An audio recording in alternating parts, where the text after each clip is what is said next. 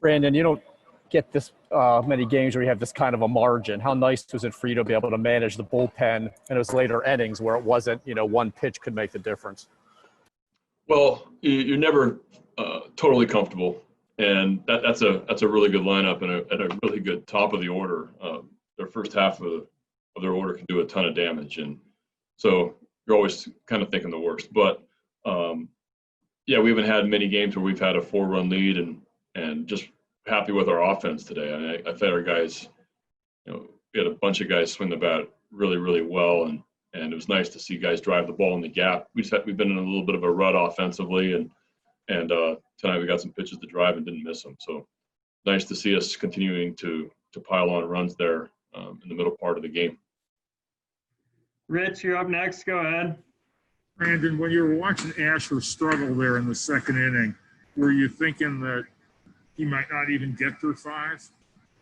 Well, I had Asher. I mean, I had Eshelman up right when he was at the third out of the second inning.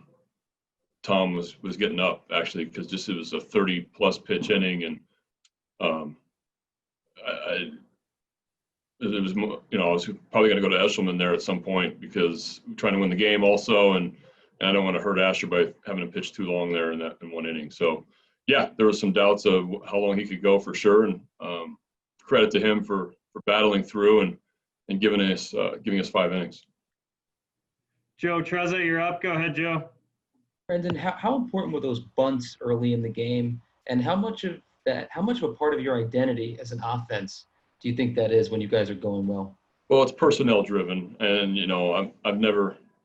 I think the bunt is appropriate at the right time with the right people, and with our bottom of our order, we're looking to tack on runs. I'm trying to get guys on base in scoring position for Tony and for Iggy and Nooney in the middle. So Cedric and anytime Cedric bunts the ball also, it's going to be bang, bang at worst at first base just because he's such a good bunter and he gets down the line so well. And so for Cedric to set the table in the first inning with the drag bunt single and then almost beat out another first and second, nobody out situation, a second at bat and almost beat it out. That was a big play for us. Tony with a knock after it. So yeah, it's really personnel driven and who you have coming up. Brett Hollander, you're up next. Go ahead, Brett. Hey, Brandon, for Hunter from just a few nights ago, did it look a lot better command and stuff-wise tonight? Yeah, I just think he's, the other day was his first outing, and tonight he definitely looked more comfortable. I thought the ball was really coming out of his hand well, and a ton of life to his fastball. You could see him beating guys. So yeah, he was just a little crisper in his second time, which we expected. Stan Charles, you're up. Go ahead, Stan. Brandon, last year at the beginning of the year, maybe the first 2-3 weeks of the season, Paul Fry was sort of your only consistent go-to guy, and then he fell kind of off the table.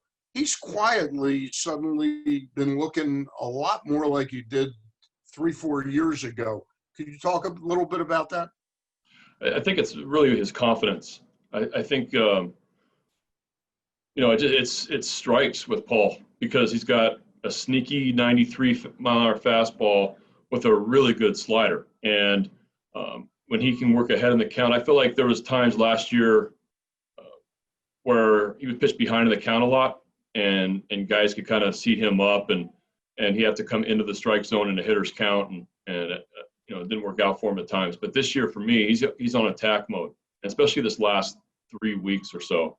Yeah. Really attack mode from the time from the first batter. And it's not a comfortable at bat, left and right, because he can throw that slider, back put the slider to right-handers, and he's locating his fastball, and his fastball's got some life to it. So we've always believed in the stuff, and now you see the confidence with the stuff, and that's the difference maker.